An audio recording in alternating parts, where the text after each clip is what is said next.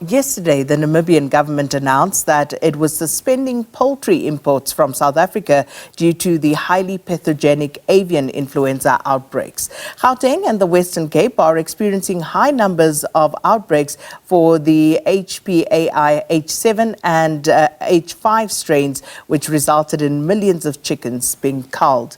The Department of Agriculture, Land Reform and Rural Development is encouraging poultry producers to intensify their biosecurity measures on farms. So to mitigate the dire crisis, there have also been calls for government to consider suspending anti-dumping duties on imported poultry products. So for more on this matter, we joined now virtually by Frederick Hume, who is the Managing Director at Hume International, a global leader in import, export and distribution of frozen foods. Frederick, thanks so much for your time. Welcome to Morning Live. Good morning, Zakina. Good morning, listeners. So we're running a question this morning as our question of the day, Frederick, and people are very concerned about this current avian influenza outbreak. But just how bad is it? Okay, so Zakina, this is probably the most severe outbreak of bird flu in the country's history.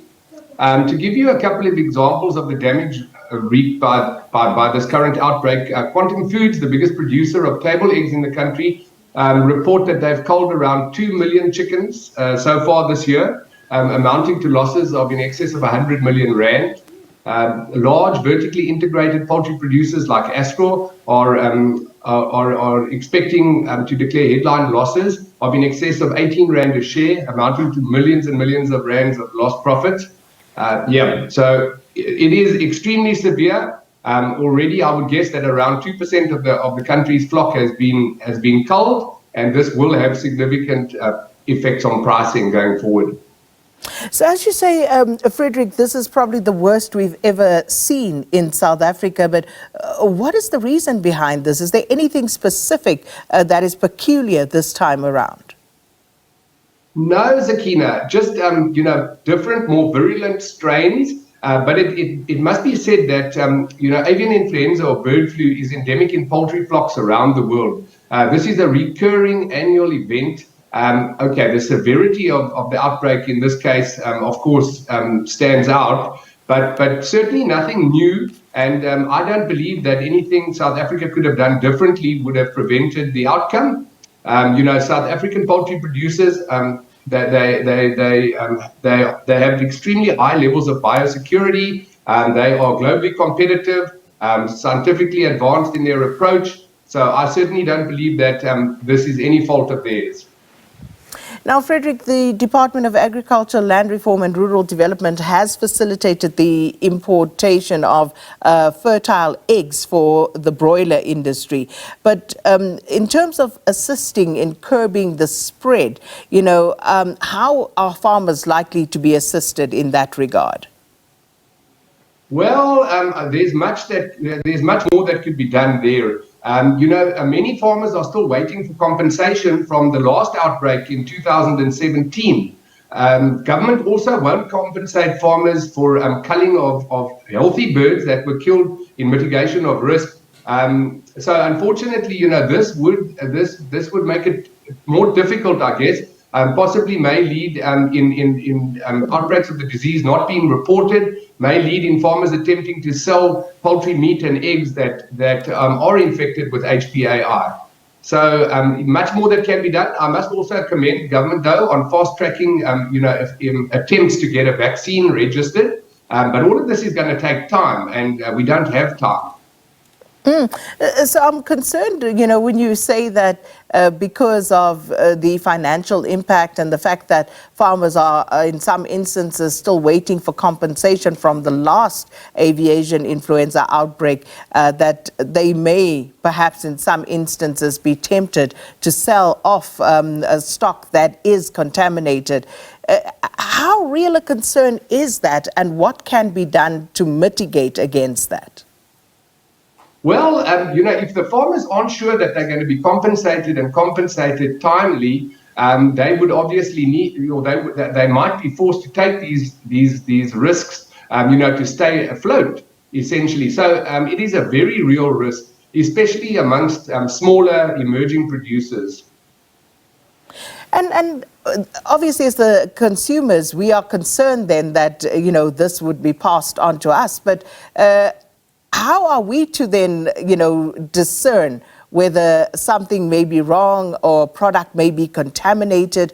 Is there any telltale sign? Because in the instance where the bird arrives and it's already, been processed, that's a different story. But I suppose in some instances, people do buy livestock, Frederick. So what should people be looking out for? Unfortunately, no telltale signs that are evident, by a visual inspection of the product. It can only be revealed by microbiological analysis of the product itself. So unfortunately, no.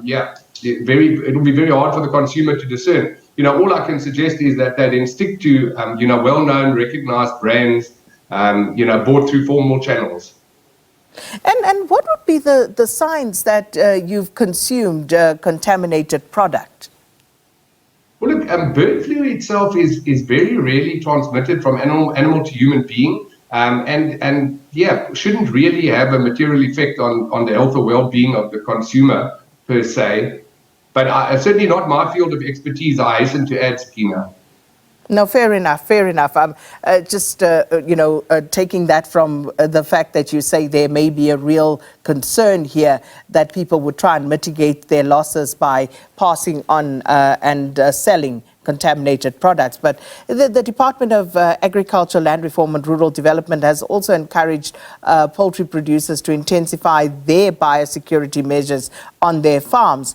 But we know farmers are going through a lot. We know that they are struggling financially with all the added costs from things, especially lately, like load shedding as well.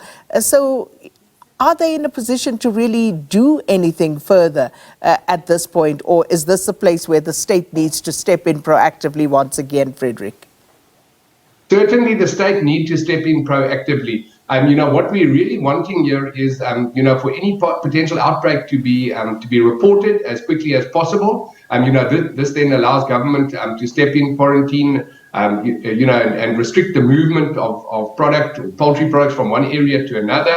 But of course, this all is based on the assumption that government will timeously compensate farmers for losses suffered not only in infected birds but also birds killed in mitigation of risk. To spread to curtail the further spread of the disease.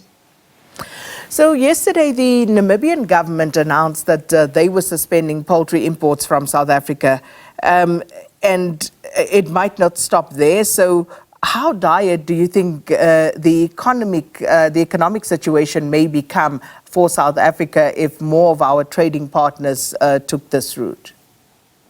Okay, Sakina, South Africa exports very little of the poultry produced in this country. It is largely for internal consumption. Namibia as a country only consumes around 2,500 tons of poultry a month.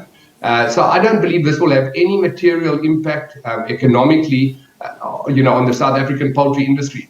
The most important economic impact of this current outbreak of bird flu will be reflected in the price of chicken at the till for domestic consumers of the product. And I see, Frederick, you have strongly urged government to consider suspending anti-dumping duties on imported poultry products, obviously to try and mitigate here. Please explain to us why that would be a good solution at this time. Sakina, that's the only fail-safe remedy that can be applied, basically with a stroke of a pen, which wouldn't cost government or the state a single cent. It simply implies that we need to be proactive. We need to reopen countries that are now officially declared free of bird flu, such as Argentina. In fact, we spoke with SENASA, who are the equivalent of the Department of Agriculture in South Africa in Argentina, and they informed us that the proposed new health certificate has already been sent to DAF. So all this requires is for DAF to peruse the document and to sign off. Within 6 weeks, we could literally land product on the shelf from Argentina, a major South Africa, a trading partner of South Africa, major producer and exporter of poultry. this would mitigate the risk of significant price inflation running into the festive season. And literally, that's how quick we can respond, from date of time of order to delivery, around 6 weeks at most. I could just imagine local poultry producers saying that that may be good and well in the immediate term, but what happens beyond that? Is that not going to impact on their business prospects going forward beyond this particular outbreak? Well, Sakina, government has in the past responded to concerns about food inflation by suspending anti-dumping duties. In fact, they did that as recently as last year. They suspended anti-dumping duties for a period of 12 months. So certainly, in the event that we believe that anti-dumping and the methodology applied by ITAC is correct, if it can be conclusively proven that there is dumping by foreign trading partners, and I believe the jury is still out on that, we could then mitigate the risk or the risk of injury on domestic producers by limiting the period for which we can import product free of anti-dumping or other duties to, say, 6 months or 12 months, allowing the local poultry industry to rebuild flocks and to up production, to levels that will restore price equilibrium at a point that is palatable to consumers. And just how long will it take, Frederick, to rebuild those stocks? Speaking to domestic producers, none of them expect to have this problem under control by earlier than February of next year. However, that of course is that's not based on any fact here. If we can't curtail the spread of avian influenza around the country, of course, more significant losses could be experienced, and it could take longer to rebuild these poultry flocks. And that, of course, would concern consumers, because you would imagine that the price would then remain somewhat inflated until such time that there is a normalization of these stocks once again. Sakina, there's no doubt about that. In the past 2-3 weeks, we've seen a significant run-up in prices, and we certainly believe that most of the impact has not yet been felt. We expect to see, highest prices come in November, when the shortage will be I guess would reach its zenith in a sense. And that's why we certainly urge government to, even if they don't want to permanently suspend anti-dumping duties, consider suspending them for a period of time. Urgently reopen trading partners that are officially declared free of bird flu. At the end of the day, the local producers are still going to sell their product. There's no doubt about it. Imports at best only account for around 20% of what's consumed in this country. So you could hardly consider that to be a threat. And much of that 20% is MDM, or mechanically deboned meat, used in the production of processed products, which South Africa don't really produce in any great quantity or material quantity. And then just going back to something that you mentioned right at the start of the interview, Frederick, with regard to the sheer numbers of birds that had to be culled and the impact of that on our local industry. So are you able to tell us just, how much poultry South Africa actually consumes in a month? And the number of birds that have been culled, how is that impacting on our consumption currently? Well, around 2.7 million birds have been culled, this year so far. Losses have been, I suppose, most heavy in the table egg sector, but also, of course, in the broiler industry. South Africa kills around, or harvests around 20 million chickens a week. So that's it, and I guess we've already lost around 2% of our of if we could call it the crop, for lack of a better word.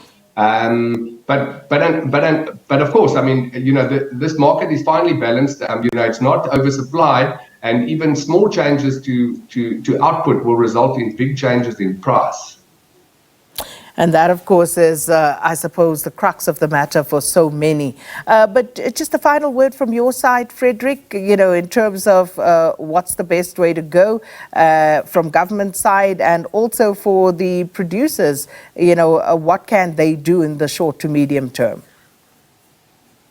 Sakina, the producers are doing a sterling job under very trying conditions. You mentioned, the effect of load shedding, which is certainly material, and then, of course, the effects of bird flu at the moment. Government needs to step up and compensate farmers for losses suffered as a result of bird flu, not only for the culling of chickens that are infected with the disease, but also birds that have been culled in mitigation of risk of spreading of the disease.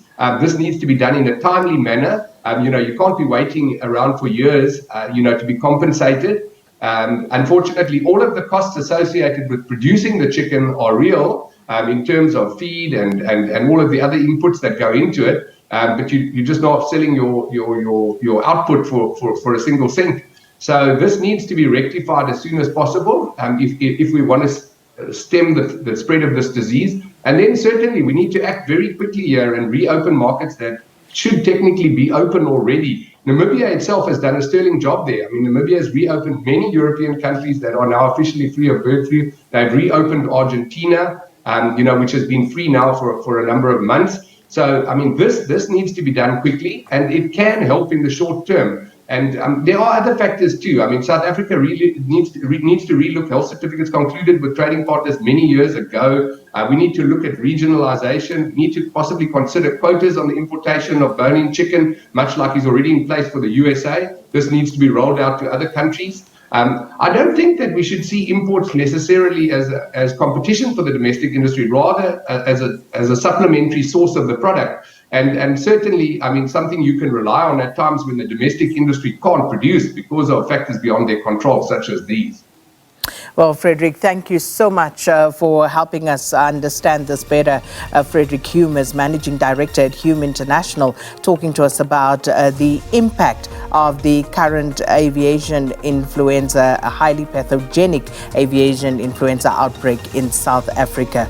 And as Frederick says there, unfortunately, it seems as though we haven't yet felt the full impact of this current outbreak.